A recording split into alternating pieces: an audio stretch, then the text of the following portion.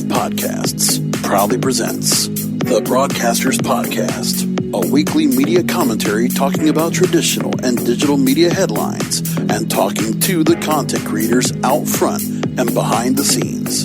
Here is the king of podcasts. We're dealing with a lot of civil and cultural unrest, and the media shows it to us each and every day. Now, we've been watching it, being understood and being presented to us, the hardships of some of the culture that's out there that feels like they are misrepresented, feel there's a lack of diversity and inclusion, and feels like there's an oppression, that there are systemic and institutional injustices. And there is no question that there isn't. I'm not here to dispute it. But one of the things that happens here is this. If you've noticed, the Black Lives Matter movement, which has escalated because of a number of black men being victims of police brutality or being victims of murder, whether justified or not, I'm going to just preface it like that. Regardless of that, you're noticing that really there is no leadership. There is no one that's actually speaking on behalf of what's happening here. There's no real organization as to what's happening. What's happening is in every city and in every state, every metropolitan city for a matter, we're seeing different styles and feels of unrest, which might have started with just protests and actual demonstrations of First Amendment to now where we are now, where this is just getting out of control. I mean, what's going on with the movement? What is being asked of the movement? It's just whatever can be earned, whatever scalps that can be made. Because right now there is a complete power grab, and it's happening among corporate society. The corporate media is televising it and propagandizing it. They've also always been the ones to help perpetrate the narrative. They're the ones that have helped push the narrative across, as if there's no chance of changing this back. There's no reason to debate or discourse. That all we can do is just continue to go along and just say, well, it's never going to change. We need to revolt. We need to fight. And then the problem is there are people out there that are afraid to say anything or to stand up for what they say, instead caving to the mob. And we're seeing examples of that all across mainstream society. And in the culture of our media, I think the media has always done, in terms of music, movies, TV, and radio, we've always had the chances for those to have their voice, for stories to be told. Some stories don't get to be told, or they don't get the kind of exposure that people would like to have them have, because there is a glass ceiling, because there are systemic and institutional parameters and barriers that have been put in place for many years that have continued to be broken down decade after decade. There's not even a question there. But the way we're getting to this point is just out of control. Look, people can go ahead and just notice, all right, statues of particular questionable or controversial figures being taken down. Brand names like Aunt Jemima, Mrs. Butterworth, Uncle Ben's, and Cream of Wheat being put under contention. Corporate companies like Chick-fil-A and Taco Bell and every other company under the moon, along with every celebrity, have to just say Black Lives Matter for fear if they say anything else. Because if they say anything else, they will get castigated. They're not allowed to go ahead and try to justify their claim. They're just told to bend the knee, to bow, and to capitulate. Do not ask questions for fear that the mob will attack you and will cast you out. Okay, they will cast you over the wall. You will be taken out of civilization. You will be sent off, cast off, like an untouchable. This is not about race. It's about class. It's about status. And I've been saying it on my YouTube show for a number of weeks now since this all got escalated, over 2 weeks ago.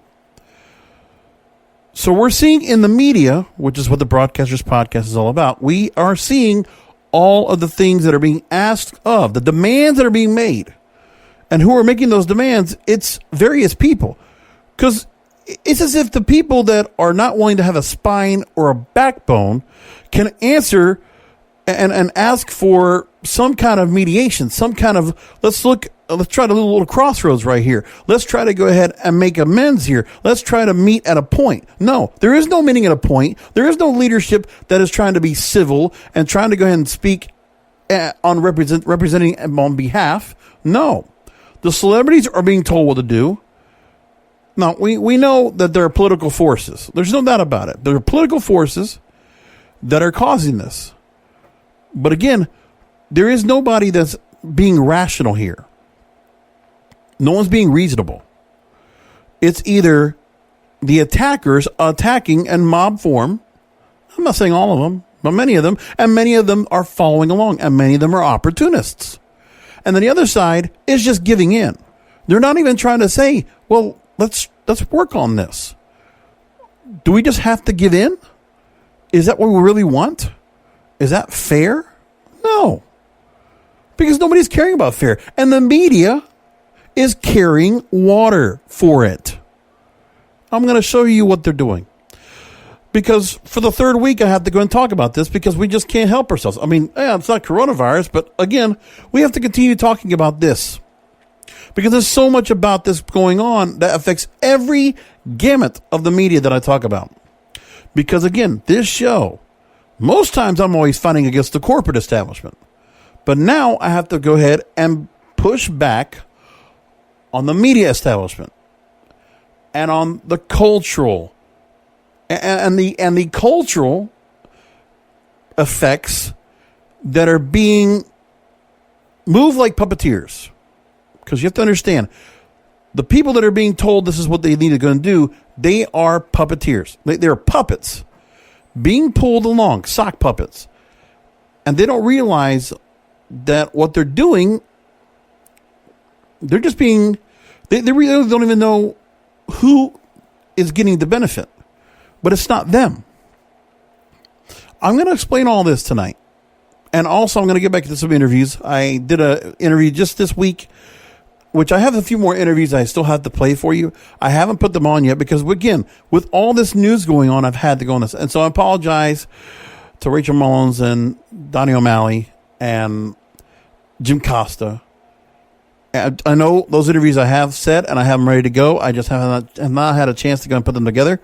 I'm not putting them together. I just haven't time to air them. I'm trying to keep this to an hour-long show. Make it manageable for everybody to go and watch or listen to. Watch on YouTube, but you're not really watching because I'm not on camera. You know what I'm saying. So let's get into the stories. Now, as I said, we are having a radio interview a little bit later on. And I want to go ahead and welcome, later on tonight, part one of my 3-part interview with Sal Peezy Pugliares. Now, he is a New England media native, veteran radio host, worked in iHeartMedia, or was Clear Channel back in the day, just as I. He's also a rapper, pretty accomplished. He has rubbed shoulders with many top rappers in the space, especially up in the New England, New York area and the Northeast. And he hosts a program called number 2, Be Blunt with Peezy podcast, which you can find on every major podcast portal. So we're going to talk to him about all the cultural and corporate issues surrounding radio and podcasting today. Great conversation, real laid back. About a 75-minute interview. I wanted to go and cut it down, so it's in 3 parts. Part 1 plays later on tonight. So the first thing I want to talk about is what's been happening as of late, and I talked about this earlier this week on my YouTube channel about Howard Stern. So there was a sketch that a Twitter follower, not a Twitter follower, but a blue check mark Twitter user, a filmmaker and activist, I believe he is, Tariq Nasheed. He uncovered a 1993 sketch from New Year's Rotten Eve, of which Howard Stern hosted. He parodied Ted Danson, the actor, who at the time was dating Whoopi Goldberg. and did a skit where Howard Stern dressed in blackface, much like Ted Danson did for, I believe it was a roast for Whoopi Goldberg. And so the joke ensues. So that was 1993. Again, we're talking about something 27 years ago. A little less than 27 years ago. So here's the story. I'm going to take it from Daily Mail because he was called out on it. The tweet went out. It went viral. People started talking about it. And they wanted Howard to respond. Well, Howard Stern has responded. He did respond on Monday. He addressed the backlash after a skit resurfaced on social media showing him in blackface and using the N-word. Forgot about that. Yeah, so it was a filmmaker and activist, Tariq Nasheed. The video is edited to include a clip from a past appearance on The View where Stern insisted he never used the N-word. So again, he wanted to show that he was being hypocritical. So Stern, age 66, had his face painted black in this video, along with white lips as he repeatedly uses the racial slur. Well, for those of you that listen to Howard Stern, this is nothing new. But here is the interesting part. And I actually got to hear from a couple different places I was reading the story about. I also heard Hot 97, a prominent New York City hip-hop station. Has been really the beacon of New York when it comes to hip-hop music. One of the first stations to go ahead and change to the format that we have today that is hip-hop and R&B, which was called urban until most recently. But we'll talk about that in a little bit. So Stern plays dancing in blackface. His sidekick Robin Quivers asks him questions, answers or punchlines that involve the use of the N-word. So again, if you've known Howard Stern for any length of time, you know that this is what he used to do. And again, equal opportunity offender. He didn't care. Now he does, because obviously through his work in, trying to make himself a better person, feeling like he felt guilty for what he had done in the past, felt like he was crazy with all the stuff that he did, early in his career or really in his heyday when he really started growing the prominence as the shock jock, the king of all media as we know him. So when the audience reaction was shocked to his use of the word, Stern defends himself saying, quote, Whoopi wrote that. Again, this is what he did. And this was something that people used to laugh at. Now, maybe not everybody, but we never heard the outcry we had. But again, we didn't have social media back then. So now this past Monday, Stern addressed a video on a Sirius XM radio show explaining that he's a different person now. And he does not condone his past actions. So he doesn't accept it. Okay. And by the way, Sherman Hemsley was dressed up as Whoopi Goldberg in the skit. This New Year's Eve skit. Just so you know. So Deadline reported this. And he said, quote, the shit I did was fucking crazy. I'll be the first to admit, I won't go back and watch those old shows. It's like, who is that guy? But that was my shtick. That's what I did and I own it. I don't think I got embraced by Nazi groups and hate groups. They seem to think I was against them too. Everybody had a bone to pick with me. And then he goes on, the big headline is this. And this is my fear in all of this. I was able to change my approach, able to change my life, and change how I communicated.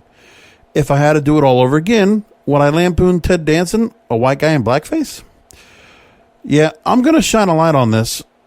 I was lampooning him, and I'm saying I'm going to shine a light on this, but would I go about it the same way now? Probably not. Not probably, I wouldn't.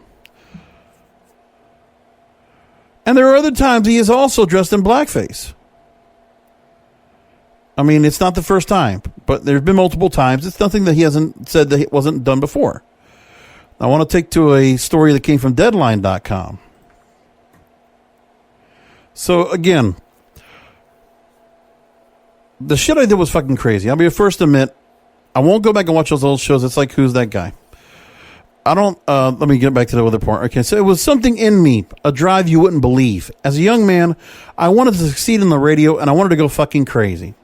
Emotionally, it was costing me a lot. The FCC was after me. The right wing was after me. I had the Ku Klux Klan after me, threatening my life. All kinds of crazy stories. I could do 17 movies on my life. How crazy it was. I was fined millions of dollars by the federal government for sex. Not for race, because if you talked about race, they never cared. Look, that was the show. I went into therapy and said, what is this? Do I always have to be the guy pulling my pants down? Can I find a way to do this show where I can be a lot happier? Over the years, I did change the show. A lot of people who did like that humor where I was completely pulling my pants off, those people are pissed off at me now. They think I'm a sellout and I'm not doing a good show anymore. I got soft. I came to realize in therapy, if I'm going to be with my kids and have a successful marriage, I can't be completely insane 24 hours a day. I have to figure out a better way to communicate, so I evolved and changed. Now, I really like what he said right there. And that is, in essence, that is Howard Stern. That is what he said right there is pretty accurate. What can I say? So, again, this guy's been hit so many times, so I always felt like he was gonna change his act. And I understand that. I didn't want to doubt that part. So he wanted to evolve and change. Fine. But he wanted to tell people he was sorry for what he did. Which is the one thing I didn't understand that part. And this is what happened here, is that he felt like he needed to apologize for his act before. Well, here's the one thing that's happening now. Let me go and move along with this. He says now,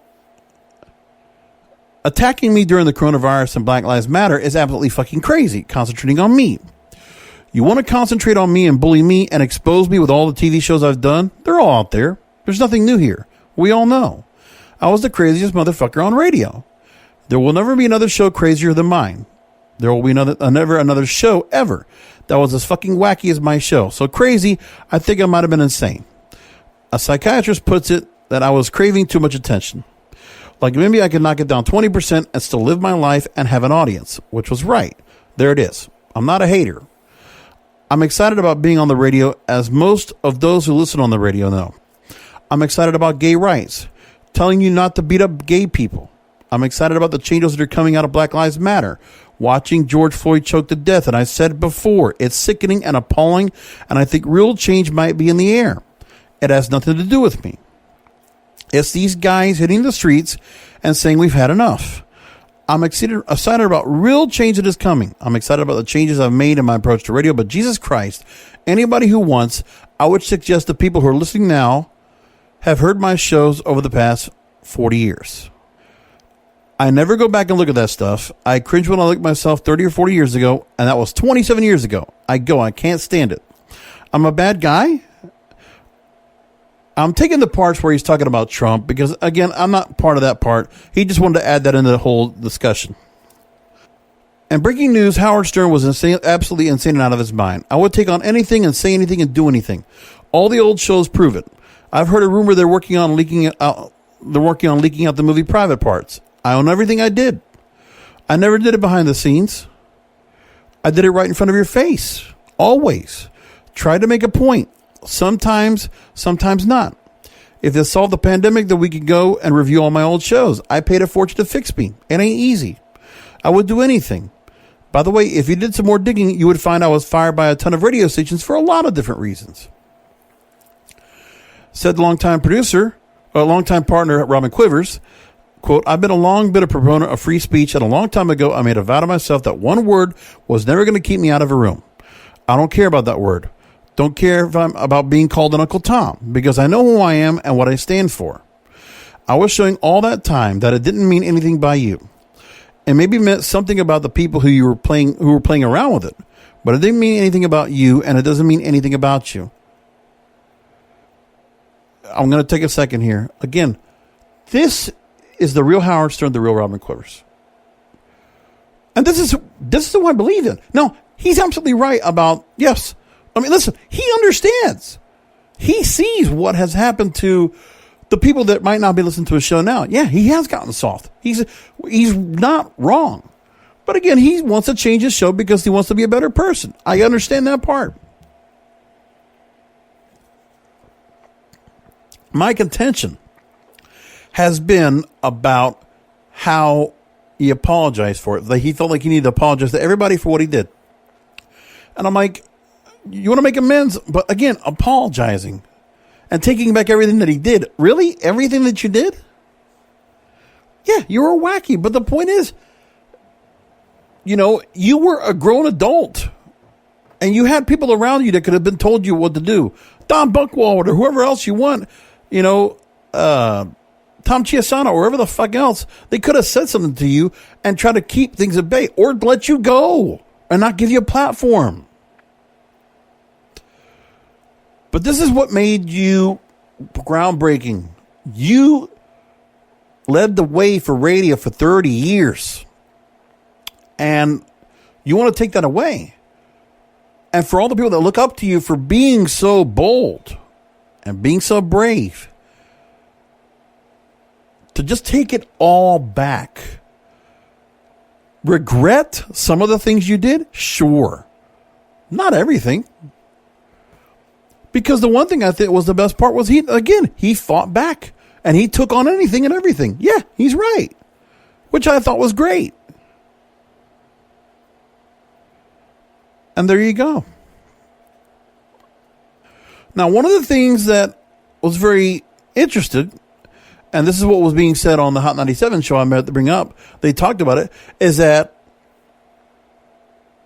Ebro Styles and Peter Rosenberg, the host of Styles and Rosenberg in the Morning, the contention was he didn't apologize. He did not apologize. So, as I said, he did go ahead, he did say what he said. And so one thing that was being said here is the fact he did not apologize for the skit. He didn't apologize. And people got upset about it. There are people that are upset about it, but again, does he need to bend the knee now? I mean, first of all, I can understand where there's a lot of people that don't find that humor funny. Yes, right. Okay. And now, more than ever, everybody's ultra sensitive. And you can't get away with something like that if you were wanting to try. I'm not the kind of person that does. Because I know well enough not to go and use the word. I don't. But I'll tell you, man, everybody here, it's just a scalp. For whatever reason, to get Howard Stern off the air for saying the N-word and for doing jokes that might have been deprecating to black people, to many, which, by the way, was really weird, was that many black people listened to his show. Hell, Howard Stern was on a hip-hop station at one point. When he was expanding his network and putting his show and affiliating in different markets, his show got on a hip-hop station. Or do we not know that? And it's this thing right here that was surprising to me, that he was able to go ahead and go along with what he did. And people were very upset. Oh, well. Now, in the meantime, what is interesting is there is no change, no plans where he's going to be taken off. At this point, he's still holding on. There are still contract renewal talks right now for his show. But again, his contract is coming up at the end of the year of his radio show, not the archives, which are still with Sirius. But let's talk about that real quick. SiriusXM will pick up the pace on Howard Stern's contract renewal, which is interesting. SiriusXM sticking with Howard. And they're going to go ahead and continue to work with him. So, company CEO Jim Meyer says, quote, "The relationship between Howard and myself has been great and is great right now. I trust Howard and Howard trusts me. Howard's agent and I communicate every week back and forth, and I hope to be able to sit and do this process in person to get going. It's probably going to take too long to wait for a good window for that. So I don't see any reason why we don't pick up the pace for those discussions. I want Howard to work at SiriusXM for as long as Howard wants to work." Now, another thing he mentions here is that I think the issue in the renewal with Howard is what does Howard want to do going forward? Not that he's seen, what is going on in podcasting. He is a radio guy, He has told me that. He's a morning guy. He's told me many times he's a morning guy. So we'll work our way through that, and hopefully we'll have good news when we get through that. I wanted Howard with us as long as he wants to be here, and I'm going to work hard at it. So he has the support of SiriusXM, which, at this point, it sounds like Howard Stern's about to go and save face, because at this moment, I don't hear any calls for him to be taken off the air. At least I don't see anything. It doesn't look like he's trying to get canceled here. It doesn't look like that. It looks like he's holding on right now. I'm actually quite surprised. So with that said, let's see what happens.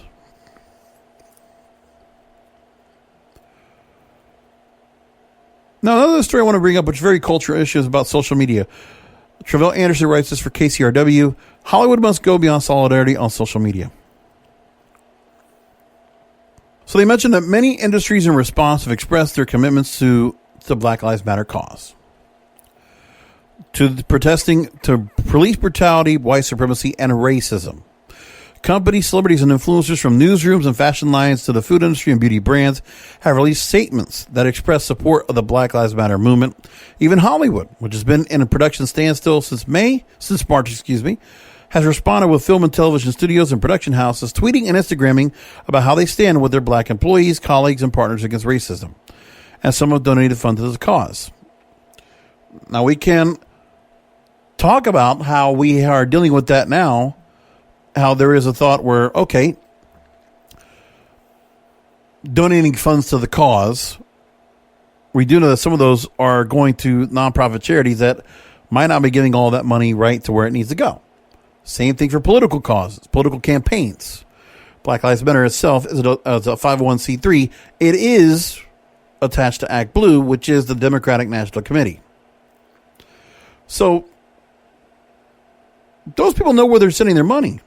And the thing is, you need to go and look in between the lines. For those of you that really feel there is such a thing as systemic and institutional injustices, well, then what needs to happen is you actually have to go ahead and look at where the money's going and what's really being done. Because really, the supposed victories, the scalps that people are getting for getting Aunt Jemima discontinued, Uncle Ben discontinued, getting Taco Bell canceled, is that really helping people? Is that really helping the cause, if you will? But this is the story they talk about here. So it's become clear that this moment is yet another example for the need of greater diversity and inclusion in Hollywood. And this is not a moment for tokenism and surface variety posturing, like just having black faces in high places. As Cornel West recently said, Hollywood can't operate business as usual. The time is now for meaningful, substantial change. Okay. Let's see what they try to say more here. Let's follow along more now. April Rain created the viral hashtag #OscarsSoWhite. She says, quote, "This really feels like a transformative movement in which people who have been under the foot of white supremacy are now rising up in a way that we haven't, and making demands in a way that we haven't, at least in decades and perhaps never before. And though we've been here before with industry elites making apparent vows to do better, she says the difference this time is to the extent to which white allies have visibly and vocally joined the fight." Again, visibly and vocally. They're being scared into it. Are they really going to do something? That's the question. Now, here's what Travell writes. Quote, "The number of white folks that we have yelling..." Oh, actually, she continues, April. "The number of white folks we have yelling Black Lives Matter and having this awakening with their conscience and the importance of telling black stories means we need to be interrogating everything from the types of stories that are green lit to who is screenwriting them to who is working on the production crew. It is soup to nuts. Let's leave no stone unturned." But here's the problem. I don't understand why we're getting to this. Why this is important. So this is not asking for proper representation. This is asking for total control. That's no better than the corporates. Is it? Do we want to have a barrier for telling stories? Or do we want to have only one story being told and to hell with anybody else's stories? Do we want that in our music, movies, TV, and radio? Is that what we want? Are we going to just give up and surrender everything for one group because they're the loudest, they're the most aggressive, they're the most vocal, And maybe they're intimidating to many people, or they feel they're intimidated. Think about that. One tangible thing the industry could do to actualize is to actualize their commitments.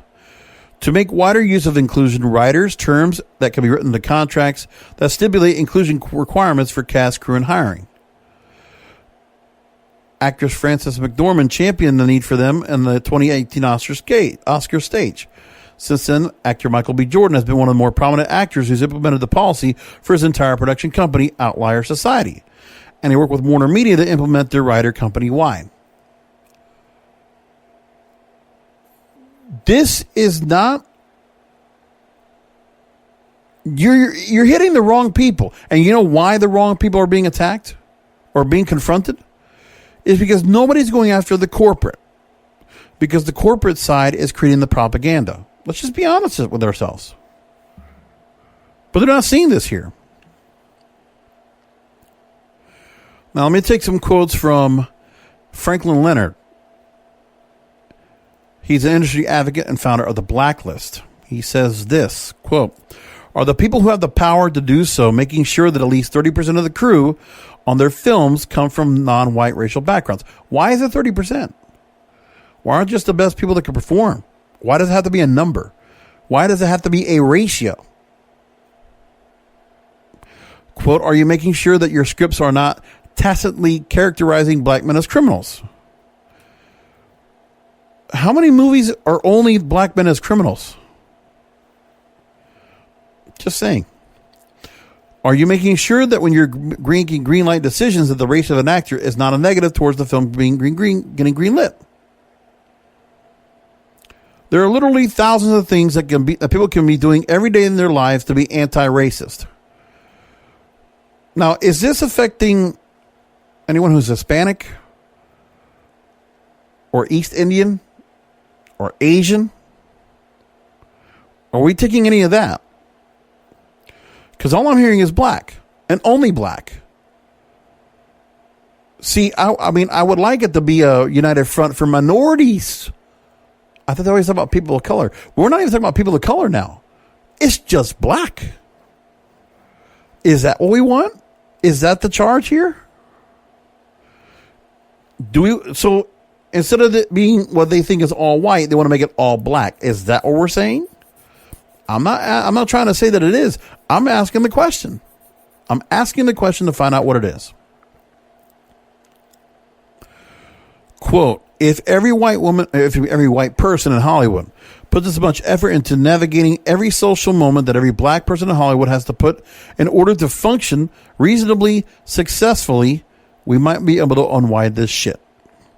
Calls for inclusion must also be directed at the industry C-suite, which consists of largely white male perspectives and hasn't shifted much of the last decade. That means that the slew of gatekeepers who are ultimately responsible for how the industry responds to this moment don't look like the vastness of those taking to the streets. But do you understand who those people are supporting? They're using you. Those corporate people, they're users. And for you to go and hope to go and take them down, you understand there's an overlying force. There's a much powerful entity that controls them. It's political, and it's something much bigger than what you think. So you think you could just change that? Well, then you're fighting a fight you can't win. Because then you're looking at, it's not old white perspectives. No. It's an establishment. It's an establishment that's been there for a long-ass time that started first. There are people in power. You're asking for power, but you don't know how to go and hold on to that power. You're going to be cajoled. You're going to be manipulated, and then you're going to realize you think you have a position of prominence, but it will come with no power. And the establishment will make sure of that. So studios might give you a role. They might give you a spot. But will the money be there to push a big project if it's good? That's the other question. If you want to just have the right to kind of have movies and music and TV and other projects made, that's one thing. Fine. But you want this to go to mainstream. You want the mainstream that can be completely accepting of this. Well, they're not. Some will.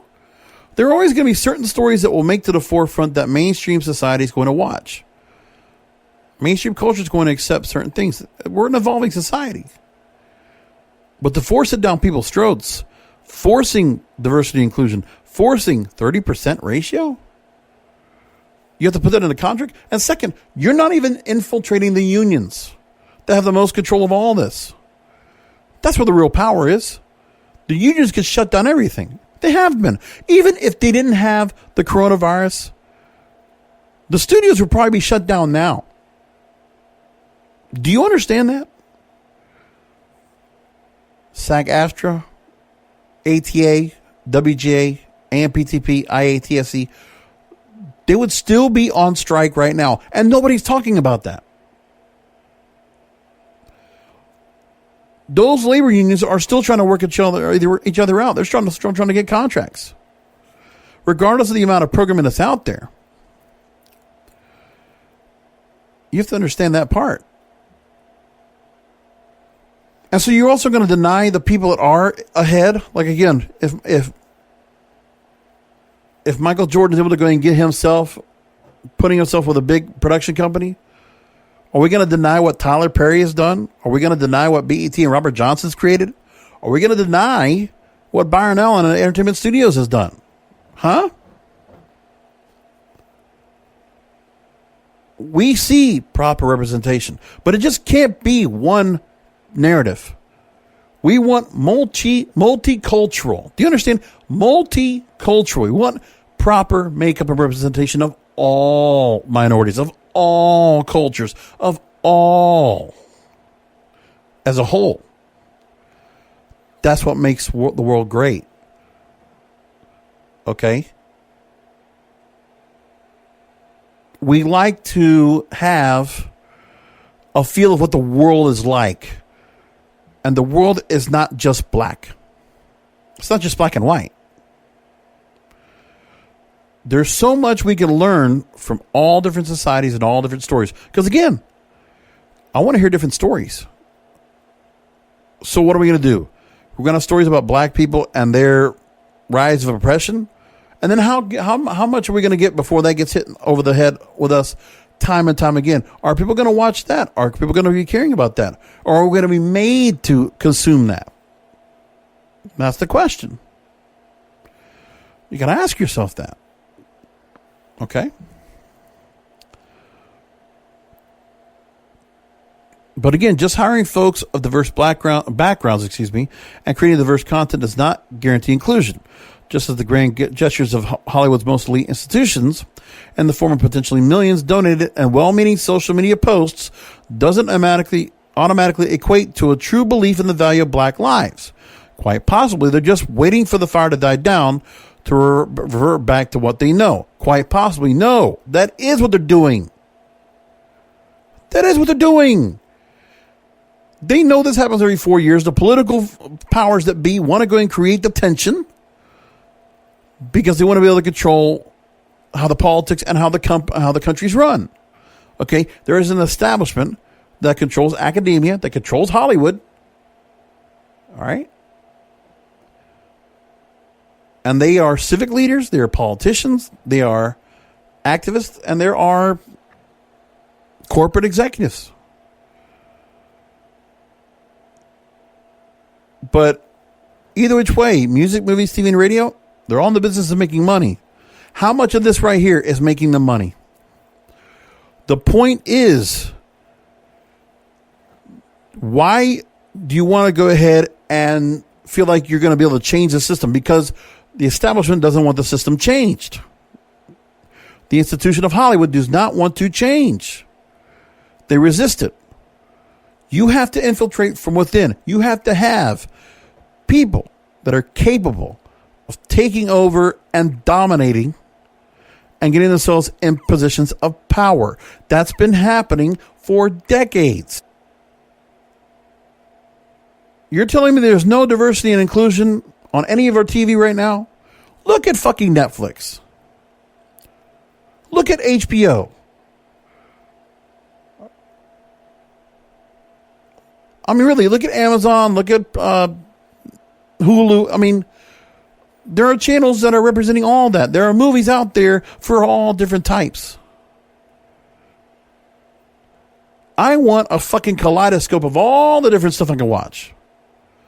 And then I, as a consumer, can enjoy what I want. And I can be open to other things as well. Anyway. In fact, history tells us as much. And if we allow it to be our teacher, we unfortunately know that this moment of concern won't have a lasting impact, because we've been at moments of apparent change before, yet here we are again. And Leonard says ultimately it's like cooking food, where a meal can have an intriguing smell and appear delicious, but not actually be satisfying. Listen, they see it. But again, and then they mentioned some other people that already have power. Wanda Sykes, veteran producer Paige Hurwitz, Push It Productions. They center on women of color and LGBTQ plus people and everything they do. By the way, this is Pride Month. Is anybody talking about Pride Month? Is anybody talking about the gay, lesbian, transgender movement? No. I don't hear anything about it. Do you? And so what about those voices? What about those stories? Think about it. I would like to go ahead and find out what's being done about that. Again, there are stories out there. I can name shows after shows. The Shy, Posse, Atlanta, Insecure. Shall I keep going? Embraced by the black community. Anything that Jordan Peele or Tyler Perry produce, right? We see all this. I mean, it doesn't make any sense to me where everybody's going with all this. But again, to completely infiltrate, we can't just have it be. It just cannot be monosyllabic. It just can't be just a one color thing. No, it's got to be multicolor. Everybody's got a chance, an even playing field. That's what I've been talking about for a long time. And again, this battle with the establishment, with the corporate political correctness, the culture that's here, they're using political correctness as a tool to get somewhere. But then they don't understand the corporate and political norms that are in place. They're going about it the wrong way. They got the wrong fight. And that's what's going to hurt them. So again, what Mr. Leonard said right here. Read this one more time from KCRW.com. And again, by the link to the article is going to be on the website. So you can look for it in the description, wherever you find it. But again, read this one more time. Just hiring folks of diverse backgrounds and creating diverse content does not guarantee inclusion, just as the grand gestures of Hollywood's most elite institutions, in the form of potentially millions donated, because we know how much of that money is actually going in. Do you know that the $30 million that was donated to the Minnesota Freedom Fund, do you know only $200,000 actually went to bailing out protesters? Do you know that? Do you know there's an existing Black Lives Matter Foundation that has also been taking funds away, and we don't even know where that money's gone? So, well-meaning social media posts, again, with these institutions propping up the celebrities as fucking puppets, that doesn't automatically equate to a true belief in the value of black lives. Again, you're just getting happy talk. You're getting lip service. What is being accomplished by going after certain areas of the media? That's the point. This civil unrest, this cultural war that we're having, what is it actually accomplishing? War by Edwin Starr, 1970 number one hit on the Billboard Hot 100. War, what is it good for? Absolutely nothing. And I'm just saying, you have to have a reason where you're going with it. So that's what we got to come down to. So again, I appreciate Travell Anderson's story. Great story to go ahead and bring up here tonight on the Broadcasters Podcast. Now, let's move along to a few other things before I get to our interview with Sal Peezy Pugliares. Last week I talked about the urban music dilemma. Actually, no, I want to bring up that. I'm going to talk about urban music one more time, urban contemporary, and that whole story, because here we are. A few more op-eds have come out about the conversation. So let's talk about this as well. Actually, no, I want to bring up the urban contemporary because actually it falls in line with my continuing story.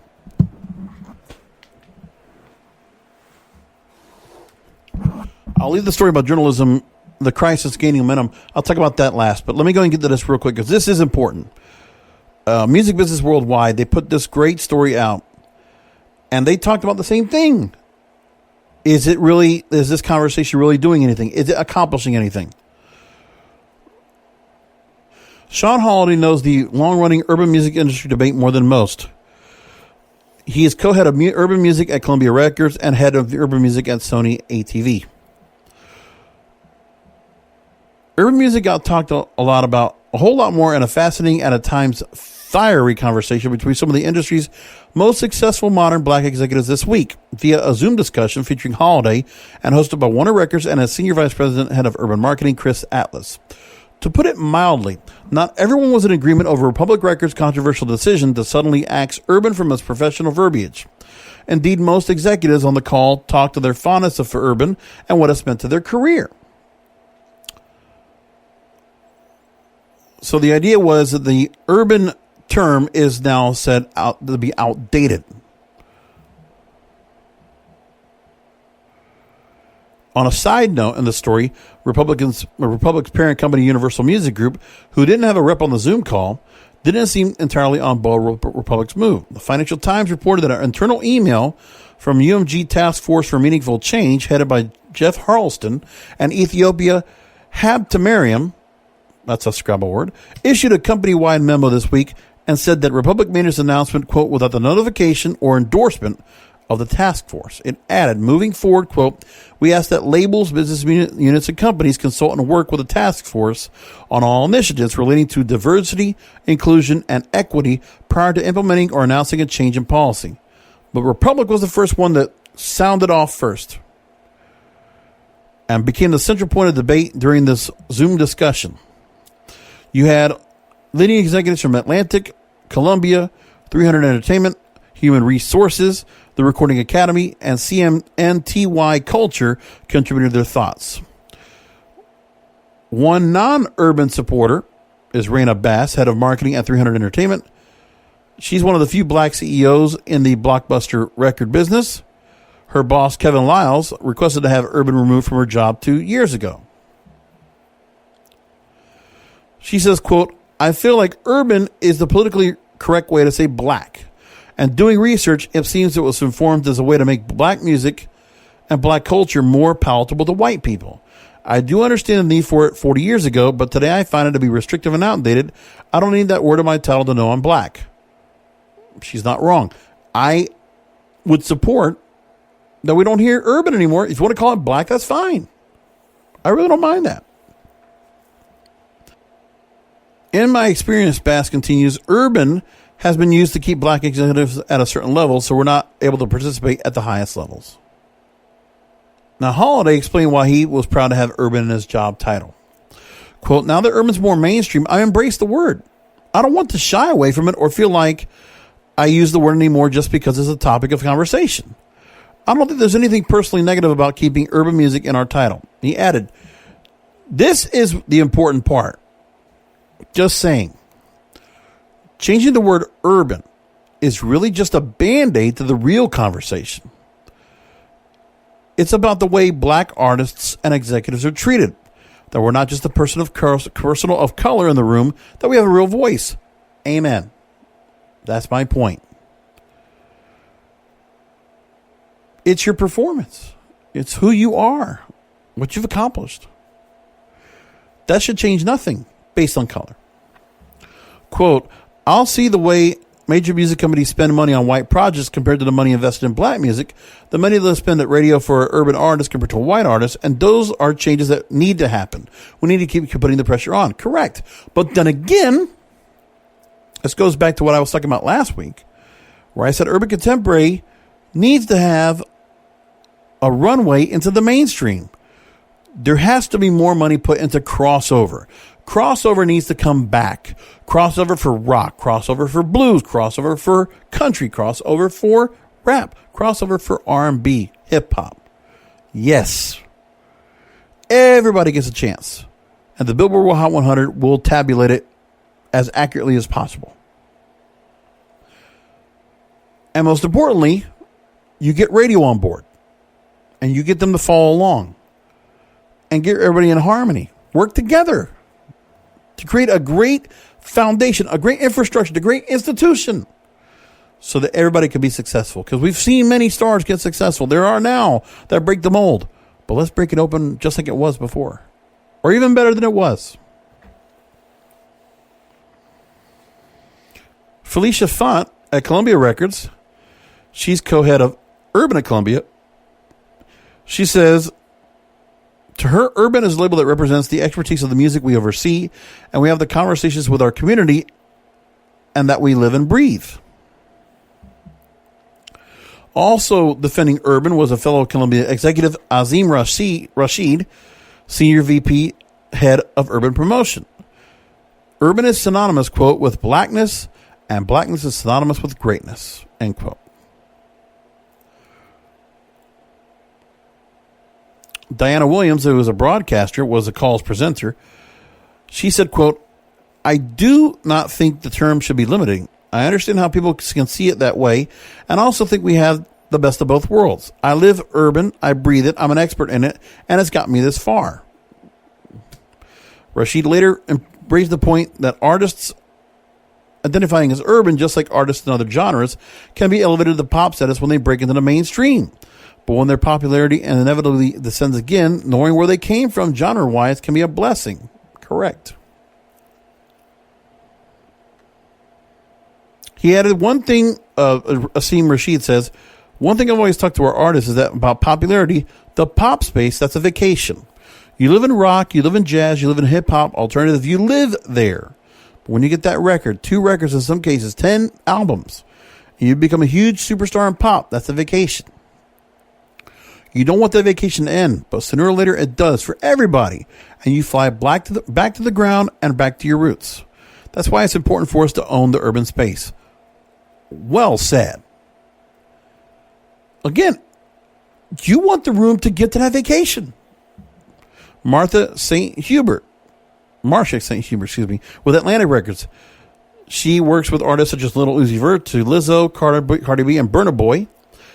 She says she couldn't relate. I didn't understand it. It isn't for me. She says, quote, I don't have a problem with the word urban. The part of this conversation is a subtle whitewashing of the culture that's continuing to happen now because black music is so successful. This wasn't a conversation in the past. I don't subscribe to the whitewashing of our culture and removing black and urban because now that music is so successful in this country. It sits at the top of the charts. I don't ever want to lose so that I can understand why that would be taken out of the conversation. She goes on to say, I don't want to have to take urban out of my name to be able to grow out of my current job level. If I want it in there, I should be able to keep it urban or black music or whatever it is. It's like in order to be bigger than the culture, you have to remove this thing. No, I want to be bigger than the... My God, she is speaking such gospel here. Please hear this again for me, folks. You got to hear this one more time. I don't want to have to take urban out of my name to be able to grow out of my current job level. If I want to end there, I should be able to keep urban or black music or whatever it is. And here's the big point. It's like, in order to be bigger than the culture, you have to remove this thing. No, I want to be bigger than the culture. The culture is actually bigger than you guys. And I want to take this culture with me as I go onwards and upwards. I love what she just said right there. That's so well said. The record executives get it. Those are urban record executives. Successful music executives. Those are the people you want in charge. Any of you that want to have a music career, you want these people in charge of what's going on with you because they get it. Rashid would comment, for black people, specifically in hip-hop, because we're the dominating economic force today, this becomes a complex conversation. Quote, Marsha hit it dead on. If hip-hop wasn't running the world, what we call ourselves wouldn't matter. Because of the economic power it brings and the fact it's opened up itself to all people, this becomes a systemic conversation. And being the originators of the craft and the proponents, for the most part, of the culture of hip-hop, we need a bigger stake. Alice at Warner Records then puts along and says this. The bigger issue at play is making sure that we address the issues of opportunity for diversity and inclusion in all areas of the business, whether it's relating to the urban department or as black and brown people who want to work in the country department, the jazz department, the gospel department, or whatever it needs to be. Removing a word doesn't change the systemic problems in terms of, are we really creating opportunities? And if removing a word could actually limit opportunities because that specialization, you're taking that opportunity away or diminishing it. That's part of what we need to talk about as well. I don't disagree. St. Hubert also would say, quote, I know a lot of people who didn't work as hard as us who are sitting in corner offices that we're not in.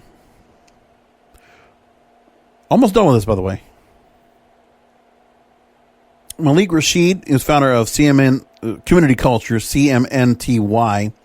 He says the black community need to work to address the systemic racism in the blockbuster music industry and its biggest companies. Quote, record companies are just a microcosm of what we're seeing around the country right now.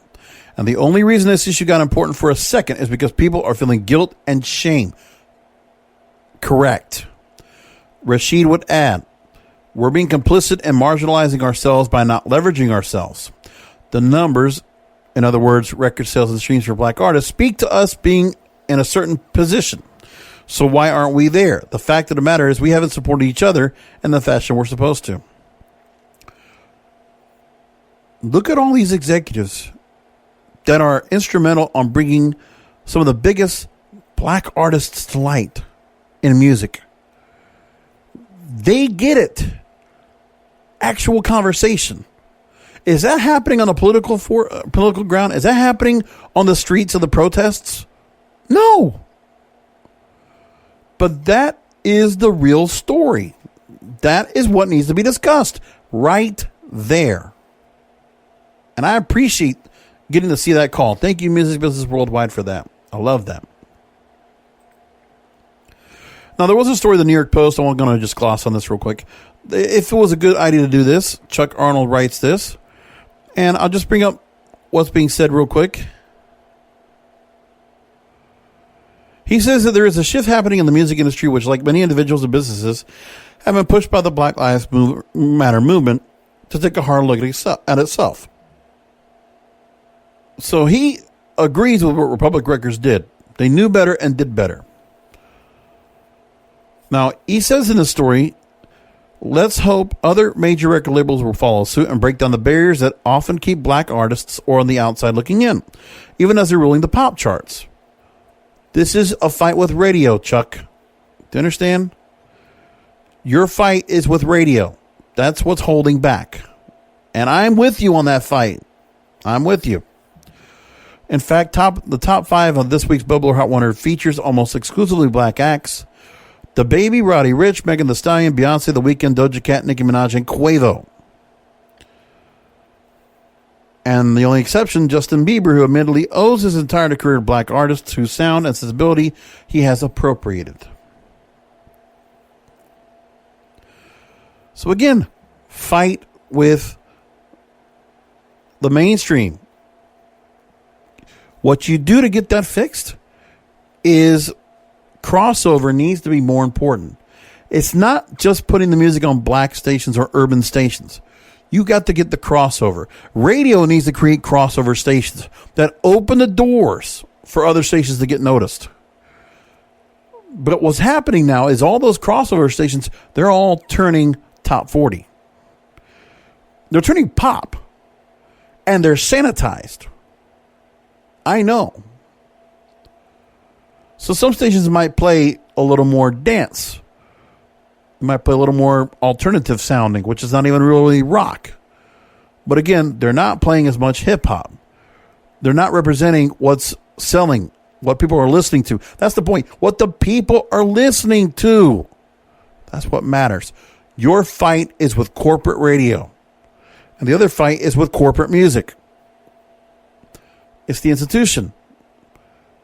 And again, because of the term urban contemporary or urban, you're seeing more success than ever for all these artists. And so what's wrong with making yourself palatable? What's wrong with giving artists a chance to get to a wide audience? The point is, they were going to accept that in the first place. Do you understand? Just because the station was called black, are you telling me that we're not people that were white that were not listening? Yes, they were. I'm raising my hand. That's my point. That's what we got to understand with all of each other. All right, one more story and we'll get to Sal Pugliares. I want to get to that. So here is last story. The journalism crisis is gaining momentum. Again, the folks at Columbia Journalism Review do such a great job of telling stories. So another story they give out today as I record. So they want to make a point of this, is that they're going to be putting together, partnering with the Tow Center for Digital Journalism to launch the Journalism Crisis Project, joining ranks in an attempt to document and here bear witness to losses and fundamental changes in newsrooms around the world. And basically, the introduction to the project says that now we may have finally arrived at a moment of reckoning with the problem. So their mission is this. We want to acknowledge what is lost and to systematically document the crisis with an eye towards the future. How are newsrooms changing? At what rate? What patterns arise are we when we measure these changes against geographical location or business model? The urgency of such questions intensifies as COVID-19 wreaks havoc on the industry, accelerating the collapse of advertising revenue and testing the sustainability of reader-driven revenues.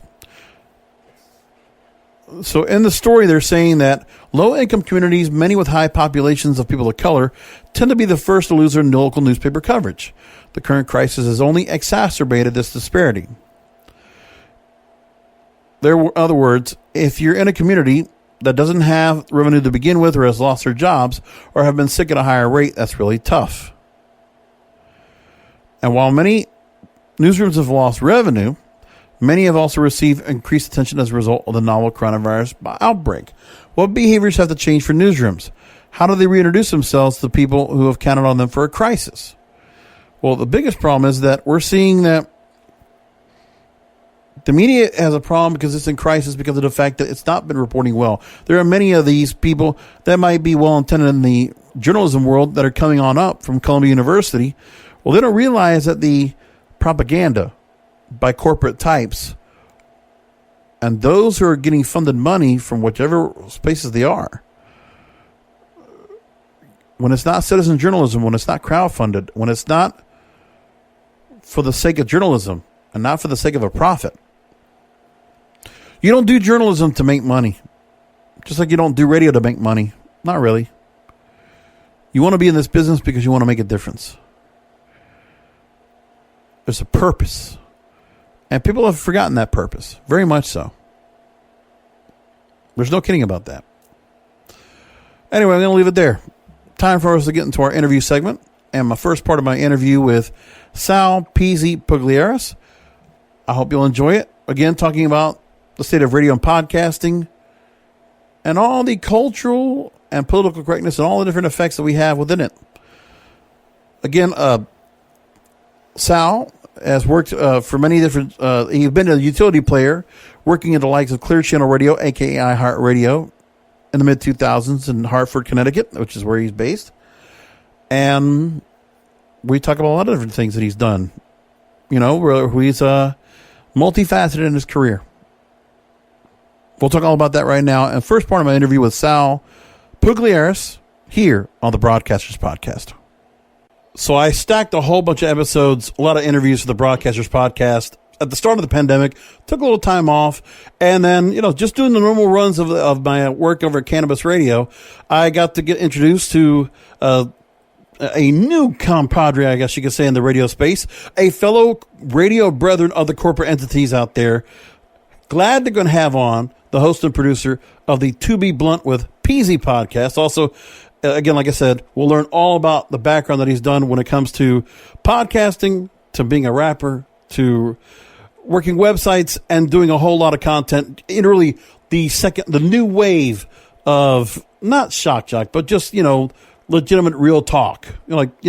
Stuff that people want to actually hear about, not just some NPR bullshit. Nothing against Absolutely. NPR. They make a lot of money. Sal Peezy Pugliares. Did I say that name right? Yes. Yeah, I mean, we'll go with that. The Pugliares. G silent, like lasagna. Pugliares. Pugliares. Okay. Yes. Not so. Are you? No, you're based where? Originally from? I'm born and raised in Middletown, Connecticut, and I still live here. So how far from the city, New York? About 2 hours. Okay. Yeah. All right. Quick train ride. Didn't know if you were closer to that or to Philly, and I don't know the whole proximity about that, but I'm definitely closer to New York. excellent. Now, do you ever get? Does anybody ever confuse you sounding like you come from upstate New York? No, if anything, people confuse me of sounding like I come from down south. I get, because I was trying to get a little detective like that Rochester type of sound. There's a couple of stations I've heard. There's some people up there that I've heard of from Rochester actually have that kind of sound. There's a guy that I actually work with on the mainstream side that's a tech radio station we run on top of Cannabis Radio. He's from Rochester, and it's got like the big blaring, hi there, movie phone type of, that real kind of, what's the word I'm looking for now? The diction, that kind of just that raspiness. Yeah, I don't know how that came Inflection. about, but I've just... Inflection, that's what I was looking for. Yeah, I've always been like that. I've always just had, my voice just naturally gets like this all the time. It's like I'm Vince McMahon. Yeah. So real quick, all right, just to give a heads up, let's go and talk about the show. To Be Blunt with Peezy. It's a brand new program, relatively new. You've been on for several months, and you do a weekly show Thursday nights, 6 p.m. Eastern, Facebook Live. The website is the number 2, bluntpodcast.com. So tell me about the show real quick, and, are you not trying to copycat Howard Stern? Tell me what it is that, made you do the show. Tell me, because I want to know your podcasting start. I mean, my podcasting started based off my broadcasting experience. I mean, I was, at first, Howard Stern was like a guy I listened to a boatload back in the day. Ever since he kind of moved to New York, after Washington, D.C., I kind of got sucked into that. And because obviously it was different from anything that's ever been on the air. It's funny where... Go ahead. Oh, go ahead. Go ahead. No, I was going to say with Howard, you got to hear him way before I did, because it wasn't until about 94, I want to say, he got into Miami, and we finally started hearing him in the full syndication. And it was nice hearing him on the way to work. I was at a real shitty corporate job. I was working TV news local on the way to work, but at least hearing him at like 10 o'clock on the way to work, listening to the news and stuff like that was great. The only thing is, what happened to Howard? What happened to him now? Now he's about to apologize for damn blackface that he did, 30 years ago. This is the thing with radio. I don't understand. Listen, serious. Good God bless him. He's like fucking Johnny Carson. Okay, he went over there. He's got his money. Good for him. Everybody's getting paid. But honestly, that guy, like last year, he goes on like CBS News Sunday Morning and all these other shows like The View, pushing his book, apologizing. He's pushed out. And I'm not trying to bash him. I like the guy. I respect everything he's done for this industry. What the fuck, man? See, I'm going to look at this from a different point of view. Yeah. Because at first, I agree with you. He's definitely 100% changed. But I think a lot of things happened in his life, especially around when he got sick. Yeah. And he thought he was going to die. And at that point, I think that between that scare, all the therapy he's been doing, and just kind of growing, I guess, I wouldn't say like it's for the worst, but he's evolved a little bit. It's definitely not the same shocking show that it used to be. It's not all ass and tits like it used to be. Oh, I wasn't worried about that so much, but I also don't like the fact that there's been a lot of people that were on his show. He's castigated. He's cast off. I don't like that part. And honestly, look, after everything that happened with him, with Allison, he gets Beth in his life. I'm like, okay, you had that. You got pets. You got you got your kids that are still with you, spending time with you. You're still having a connection with them. They're all growing up and doing well. I don't get what there is to be unhappy about. And I know there's been parts of this before, but again, to apologize and to basically want to take back everything that made your career and the people that were the foundation to help build your career, I don't get why he went to where he went. I don't get that part. I think a lot of that had to do with like the therapy he was doing. I'm pretty sure that kind of put him in a different point of mind, because obviously at first he was very much this like fuck everybody. He didn't give a shit. Yeah. I don't know if I could say that on your show. Yeah, whatever, man. Yeah, I mean, he didn't obviously. Howard Stern gave zero shits and zero fucks when it came to anybody and anybody's feelings. He just did whatever the hell he wants. But I think now, he realized that he was doing that because he wanted to get attention so much, like so badly. Oh, and then also trying to, again, forgiving people. Like Bill Maher, he had a whole fight with forever, and now they're buddy-buddy. Come on. Oh, I know. He had him on his show like a couple months ago. And I like Bill Maher. Don't get me wrong. I think, at least, I will say the one thing for Bill Maher, he's consistent. And he's not apologetic. And that's what I want from my radio people. But this is where we are. The good radio people are gone. Like, you know, I was a big fan of Tom Likas. I thought Tom Likas was great. And I didn't hear him a whole lot because they would just bring him into the market a little bit here and there. But it was an LA show. Wasn't fit for here, but he was on a Howard station. And everybody was living off of Howard. And I'll tell you, like, I've heard what your show's like. If you had yourself on like a rock station, something like that, and you followed Howard, either like a afternoon day or like an afternoon day part or like a nighttime show, you'd be kicking ass because that format doesn't come around anymore. We have it here in West Palm where I'm at because it's based off of one show, The Love Doctors, which has been like around forever, but it's not even close to what it was. But that show at its time in the 90s, it was a great time for those kind of programs. Music radio was lost. And I'll talk about that in a little bit. That's what I'm doing. I'm trying to almost bring that style of radio back because somewhere along the lines, all right, and now I'm going to get me go off. Somewhere along the lines, like America got soft. Yeah. Okay. And that's why radio changed so much, and it's been for the worst. It's the alpha male. I mean, like the comedians that you have on, you know, I mean, look, now you got like Nick DiPaolo goes off and does his own show, and Bill Burr's off doing his own stuff. It's like, you know, the kind of just like that, you know, talk shit, sports bar, fucking like, you know, drinking over beers kind of bullshit. Like that kind of like, almost like It's Always Sunny in Philadelphia kind of vibe. You don't have that right now. Radio's lost all that. It's all gossip about Nicki Minaj or Cardi B or 6ix9ine or some other bullshit. And I mean, it is propaganda. It's the way they're putting it together. It's taped. It's like one guy doing one guy with his cast of characters that are all weak and spineless and horrible, like the Elvis Durans of the world, the Bobby Bones of the world. And then they prop these guys up and put them up everywhere. And goddamn Ryan Seacrest, they put him on everything. This guy's like falling apart, has a stroke in the middle of American Idol. That guy's falling apart. You're running some of the people to the ground. If you got some decent players, that's good. But they don't let anybody else on. Everybody they have on now has to be good looking. When the fuck did that come about? Every girl's got to be good looking on radio. I remember when you used to have a face for radio, and who was that guy in fucking Philadelphia? The guy used to compete against Howard. The Hawaiian shirts. That guy was always about that kind of stuff. Oh, God, yeah. I can't remember his name now. I know what you're talking about. Oh, I know what his name. I gotta remember. I'll go look it up. But yeah, that was the kind of deal we used to have. And I don't know what happened, but we don't have that anymore. Now, radio used to be a faceless job. You know what I mean? Like, it was just all about how you sounded. Look at the people we had on that were radio people. They weren't good-looking people. None of them were. No, even going back to Howard, I mean, look at that guy. Right. You know, it's like a toothpick with hair. It's ridiculous. I mean, for a while, he was able to pull that rock star kind of like. Listen, they made him look good on WOR. I'll admit that. And on the E show, you know, it's funny. I'll tell you this too. I love, because here's one of the other things too. If not for Howard, the YouTube responder, the YouTube creator format that everybody does, us with microphones right here, that shit started with E. There was him doing that E show. If we didn't have that, nobody would follow this. But everybody young does this format with microphones. Not just because they sound good, but everybody has that radio look. So if people want radio, give them radio. But we're putting on podcasting now. And that's what you're doing with your show. And that's exactly it. Like I don't even like consider my show a podcast.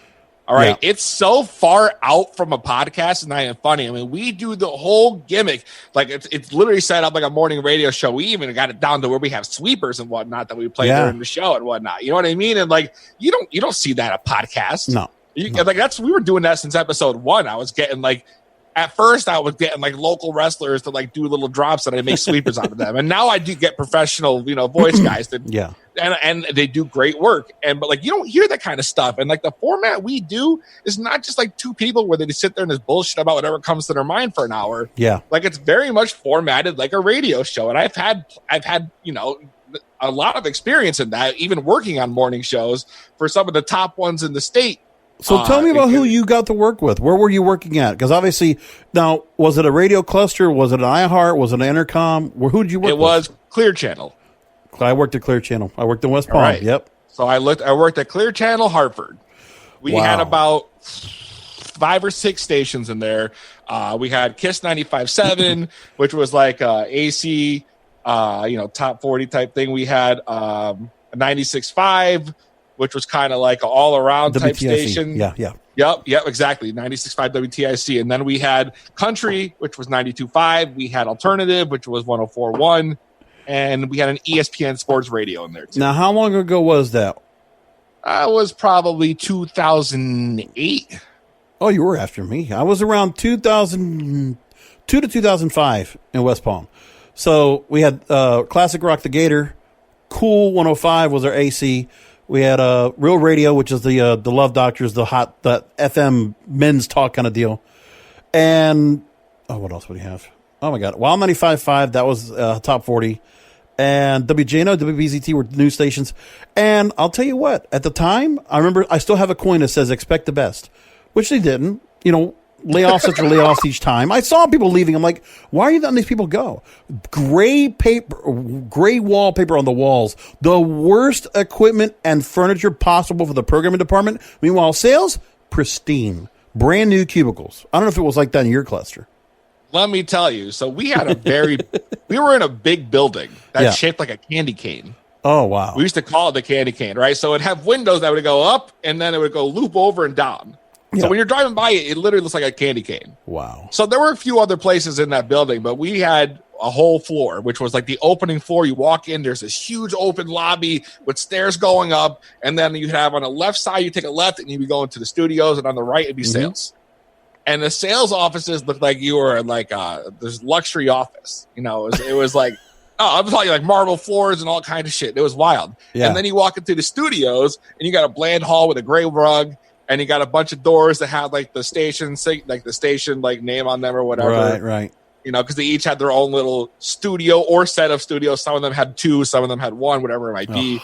I think 95.7 had 3 or 4 actually in their cluster because they were like the biggest station that they had there at the time. Which I probably is still the case at the time right now because 95.7 is probably like the second or third biggest station in Connecticut. Yeah. But it was kind of similar, like just like that. Like it's almost like they didn't take care of their talent.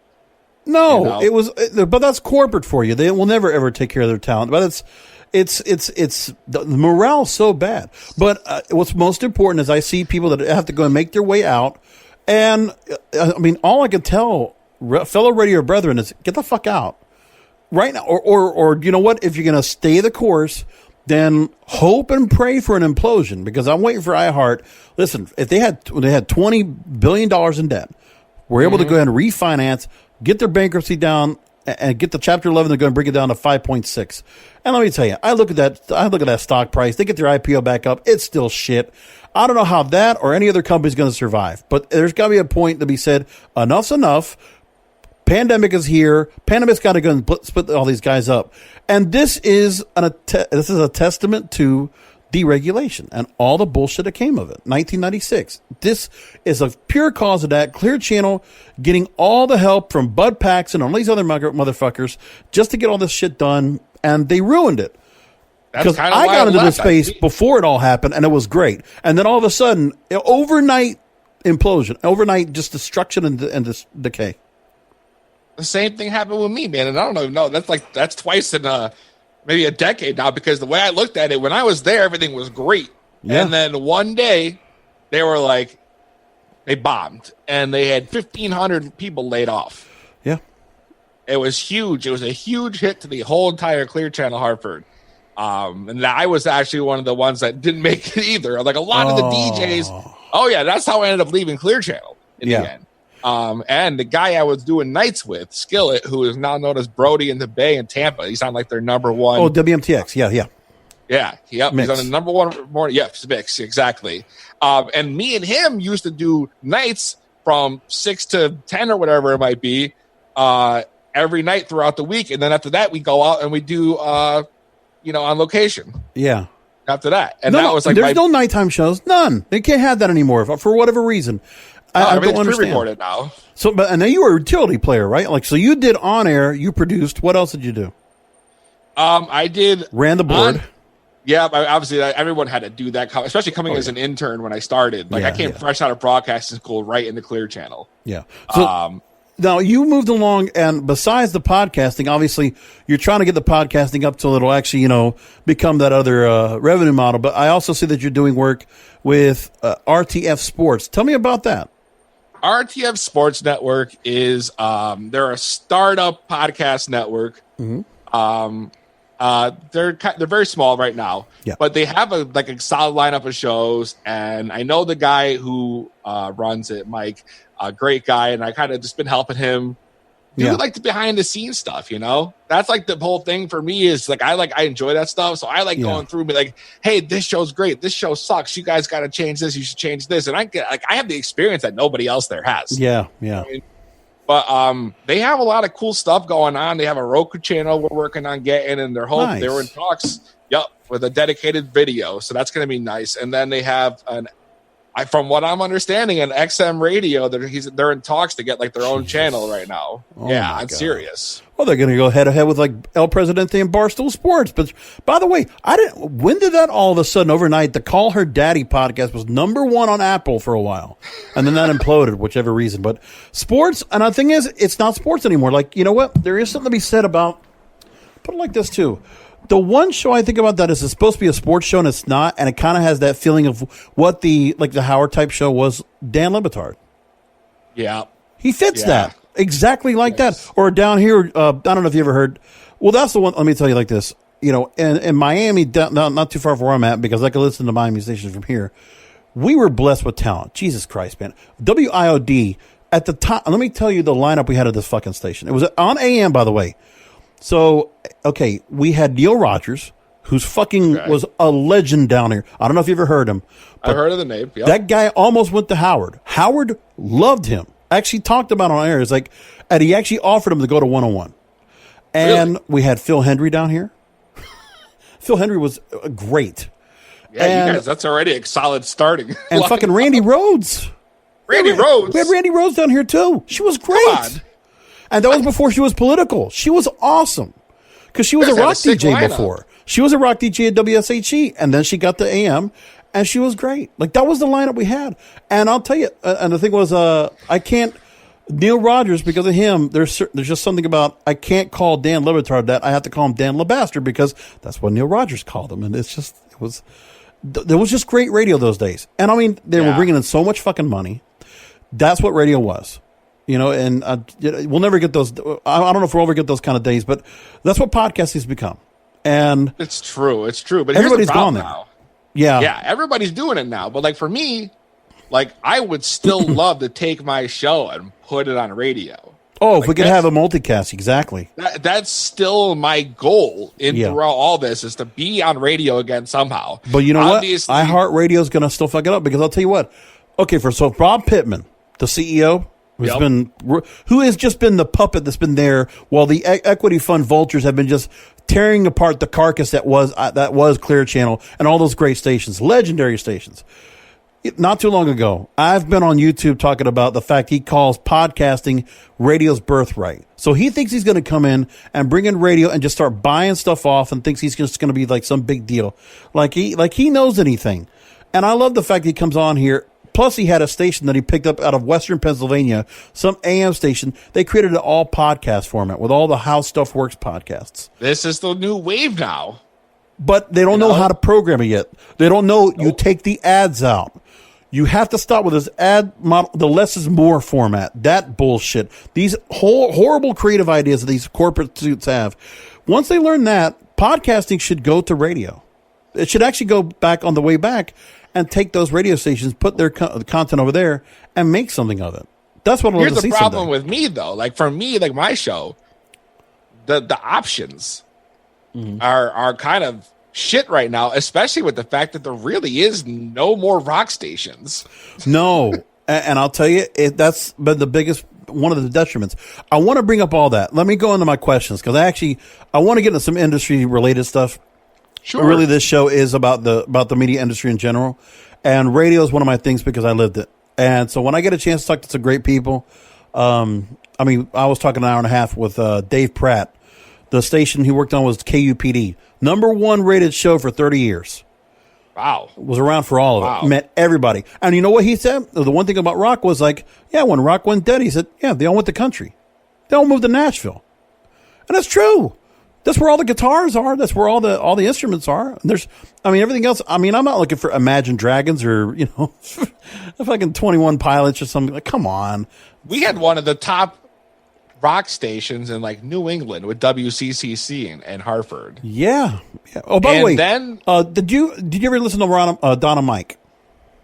The name sounds familiar. Mike O'Meara used to be on in Hartford, but early in the 80s, right before he moved to Washington. That's probably. But that was a DC based show. Yeah, that was actually a pretty good show. I got to hear him at the tail end. And that Mike O'Meara still does podcasting now. It's just not as good as it was, but I heard him before. But WCCC sold off to a Christian station. Like they just air like church. Oh yeah, that's what happened. How does that happen? I don't know. WPLJ did the same thing. That damn Electronic Frontier Foundation, whatever that company, Educational Foundation, some EFF, I forget what it's called. The K-Love format. That's like everywhere, and they're buying all the big stations. It's terrible. Yeah. It's terrible. So, all right. I want to ask you first about the corporate barriers that are holding back from making a needed return, because this is my deal. Because right now, everybody's talking about, all the systemic, institutional, they want to call it racist. I call it class. I call it, status. The thing is, if you want to have people have a voice for the voiceless, that's what radio is. Radio is like a wasteland right now that could be used for something good. And before I make some points I want to talk on, do you listen to radio at all now, today? And is there anything that's any redeeming value right now that you enjoy? Or do you feel like it's just at the moment right now, there's just no value to it at all? It's honestly, there's like maybe, at least in like this area, there's like one good show. But like listening to radio in general, like the stations aren't even that good anymore. There's nothing like they used to be, not even 10 years ago. You know what I mean? Like it's all changed completely, and it seems to have happened so quickly. Yeah. It totally is. Music radio is nothing. It's just it's a figment of its old self. It's not even what it should be now. And I have a whole lot of reasons why that goes on, but it's what it is. So my thing is, I'll tell you what, I believe there has to be some form of media besides social media that allows people to go ahead and talk. Because right now, if you want to hear people and different diverse points of view and hear people talk, like get on the phone and talk to somebody, take phone calls, take requests, whatever, or have people on that you want to have as a guest, put them in front of a microphone. Nobody does that now. You can go to social media. That's what kind of supposed to be replacing that. But I feel like medium should still be radio because I still think it gives the best opportunity once again to represent anybody, ages, ethnicities, cultures. Like, let me tell you, something to be said about somebody having an all black station. If it's a heritage black station, or whether it's for all hip hop and rap, or an R&B, or if it's old school, or if it's whatever, if it's a reggae station, if it's a Haitian station, or if it's some ethnic station, you notice like I don't see anything like that on TV or anywhere else. But I like the fact I can go to radio and I can hear. Like, really, it's like a kaleidoscope of colors, ethnicities, cultures, and I can get a full taste of it. That's what it used to be. What do you think about that? Do you think radio should be something like that again if it came in big? Absolutely. I feel like radio could be the next big thing. I mean, look how big podcasts have gotten. And then you were just talking about how, for example, like we need like to take callers and do all that stuff and get people involved as opposed to just being on social media. Yeah. Well, here's the flip side to this. I'm on social media and we take callers, but people would rather prefer to comment online. Oh yeah, than to call in. But it's funny, and that's like it's funny how some shows do that too. Well, there are some radio people that tried to go and do the call in stuff. They'll like go on Twitter, hey, call in right now. They're in this hour, and it's like that's tough. But I'm glad you're able to go and do that kind of engagement. I'm trying to. That's the problem, though. Is like I would prefer to see people call in. I would prefer to have real conversations with real people. You know what I mean? Yeah. And that's what's lacking on radio right now, too, is even the DJs and the morning shows, whatever, that are live, they barely, like, the call-ins have all dropped. Oh, yeah. Then you got to ask yourself why that is. Why aren't people calling into radio anymore? It's not that hard. You got instant replay. I mean, you got an IR360 if you really wanted to do something with that. And, play it back. Like, you can record all this kind of stuff. But God forbid, everybody's got to be voice tracked. Even when you're live, you have to voice track ahead. You can't even do anything in real time now. At least from the last few times I checked when it comes to radio now. If it's not that, it's somebody from another market. And you can't have any kind of individuality or any kind of realistic, any kind of like something that doesn't feel robotic. It really is. It's just shitty. Even when I was still at Clear Channel, they were voice tracking everything, and this was 2009, 2008. You know what I mean? Even when the callers would come in, everything was still pre-recorded. You never took anything live. You know what I mean? And then you feel like you lose that whole magic that happens when you have like a live caller in on a radio show. Like, the unpredictability is like what makes radio so great. But like everything is so dumbed down from corporate, which gets me back to the same thing we're talking about, how corporates, but like holding back radio. Yeah. In essence. And I feel like not only that we've lost that portion and we've lost just the real voices. It's like they just want to find somebody who they can put out there in front of people that look good, that they can draw in more people, but they don't give a shit how like these people sound or if they even can do radio that great, as long as you look decent. And that brings me back again to Barstool. You talked about Call Me Daddy. Have you seen that show? Have you listened to it? No, I haven't had a chance to. No. Okay, I'll tell you what, the chicks are hot, but like the show's not, I mean, it's raunchy, it's funny at points, but like, yeah. I feel like the reason why he brought them on is to have those two faces in front of the Barstool brand. Time to step out. Thank you all for listening in. Come back for another Broadcasters Podcast next week. Part 2 with Sal will come out next week. And until then, remember, content is king and the control of your content is in your hands. Thank you for listening to the Broadcasters Podcast, presented by BroadcastersPodcast.com and KingofPodcasts.com. The Broadcasters Podcast is brought to you by KingofPodcasts.com/Amazon. If Amazon is good enough for the King of Podcasts, it most certainly is good for you. KingofPodcasts.com/Amazon. And don't forget to check out the King of Podcasts wrestling program. The Wrestling is Real podcast, exclusively at KingofPodcasts.com.